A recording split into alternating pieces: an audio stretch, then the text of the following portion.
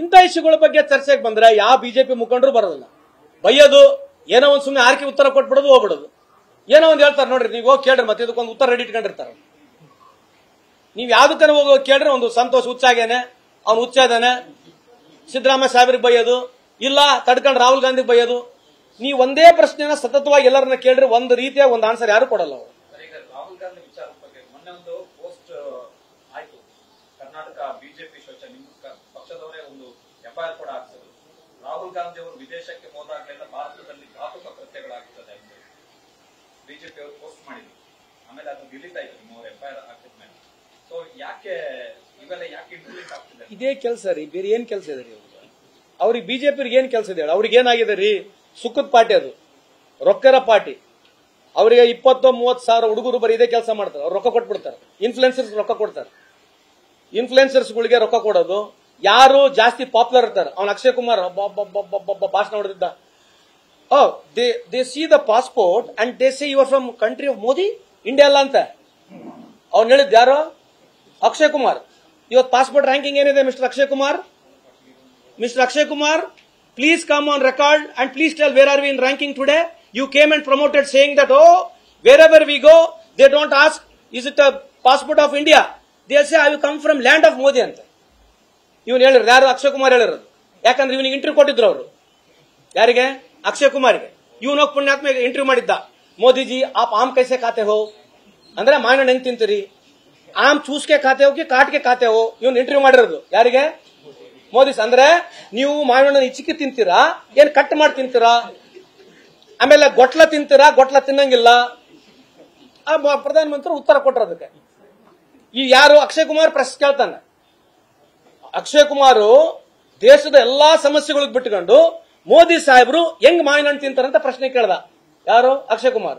ಅದಕ್ಕಾದ್ಮೇಲೆ next ಅವನ ಮುಂದೆ influence ಅಲ್ಲ, ಅವನು ಮುಂದೆ ಇಟ್ಕೊಂಡು ನಾವೆಲ್ಲೇ ಹೋದ್ರೆ ಅವನು ಈ ದೇಶದ ಪಾಸ್ಪೋರ್ಟ್ ಅಲ್ಲ, ಅವನು ಕೆನಡಿಯನ್ ಸಿಟಿಸನ್. ಅವನು ಈಗ ತಗೊಂಡಿದ್ದಾನೆ, ಯಾಕಂದ್ರೆ ಚರ್ಚೆಗೆ ಬಂದ ತಗೊಂಡಾನೆ.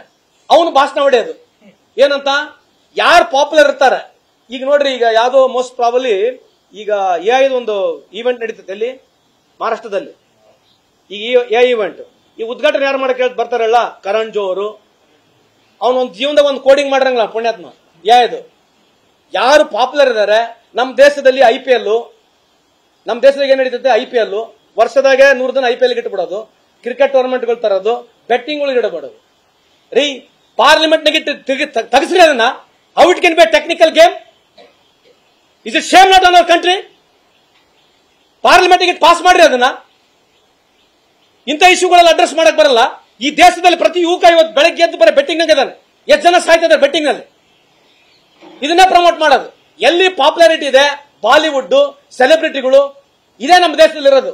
ಬೇರೆ ಏನಿಲ್ಲ. ನೋಬೆಲ್ ಪ್ರೈಸ್ ವಿನ್ನರ್ ಯಾರು? ಪರಮವೀರ್ ಚಕ್ರ ವಿನ್ನರ್ ಯಾರು? ಏನಿಲ್ಲ. ಈ ದೇಶದ ಬರೀ ಇದೆ ರೀಲ್ಗಳು ನೋಡೋದು, ಚಪ್ಪಾಳೆ ಹೊಡ್ಕೊಂಡ್ ಕುಂದ್ರೋದು, ರೀಲ್ಗಳು ನೋಡೋದು, ಚಪ್ಪಾಳೆ ಹೊಡ್ಕೊಂಡ್ ಕುಂದ್ರೋದು.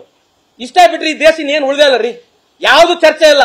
ಬರೀ ರೀಲ್ಗಳು ನೋಡಬೇಕು, ಪಿಕ್ಚರ್ ನೋಡಬೇಕು, ಪಿಕ್ಚರ್ನಾಗೆಲ್ಲ ತೋರ್ಸೋದು, ಪೇಟ್ರಾಟಿಸಮ್ ಅಲ್ಲೇ ತೋರ್ಸೋದು, ಅಲ್ಲೇ ಎಲ್ಲ ಬುದ್ಧಿವಂತಿಕೆ ಹೇಳೋದು. ಯಾರಿಗೇನು IQ ಟೆಸ್ಟ್ ಮಾಡಿ ನೋಡ್ರಿ. ಯು ಟೆಸ್ಟ್ ಆಫ್ ನಮ್ ಇರ್ತಕ್ಕಂಥ ಯಂಗರ್ ಜನರೇಷನ್ IQ ಟೆಸ್ಟ್ ಮಾಡಿ ನೋಡ್ರಿ. ಯಾಕೆ ಗೊತ್ತಿಲ್ಲ IQ ಟೆಸ್ಟ್ ಅಂದ್ರೆ? ಅವಕಾಶನೇ ಇಲ್ಲ ಯಂಗರ್ ಜನರೇಷನ್ಗೆ. ದಿನಾ ಬೆಳಿಗ್ಗೆ ಇದ್ರೆ ಟಿವಿ ತೋರಿಸ್ಬೇಕು ಅವರಿಗೆ, ರಾಂಗ್ ಇನ್ಫಾರ್ಮೇಶನ್ ಫೀಡ್ ಮಾಡೋದು, ಬ್ಯಾಡ್ ಇನ್ಫಾರ್ಮೇಶನ್ ಫೀಡ್ ಮಾಡಿ ಇಡೀ ದೇಶದ ಯುವ ಜನತೆಗೆ ಇವತ್ತು ಅಳ್ಳಾಡಿಸಿರ್ತಕ್ಕಂಥದ್ದು ಭಾರತ ಸರ್ಕಾರನೇ. ಇವತ್ತು ಎಷ್ಟು ಕೇಸಸ್ ಇದೆ ಗೊತ್ತಾ ನಿಮಗೆ? ದಿನ ಬೆಳಿಗ್ಗೆ ಇದ್ರೆ ಏನ್ ಬರ್ತದೆ? ಫೋನ್ ಮಾಡಿದ್ರೆ ಏನ್ ಬರ್ತಮ್ಮ ರಿಂಗ್ ಟ್ಯೂನು? ಏನ್ ಬರ್ತದೆ ನಿಮಗೆ?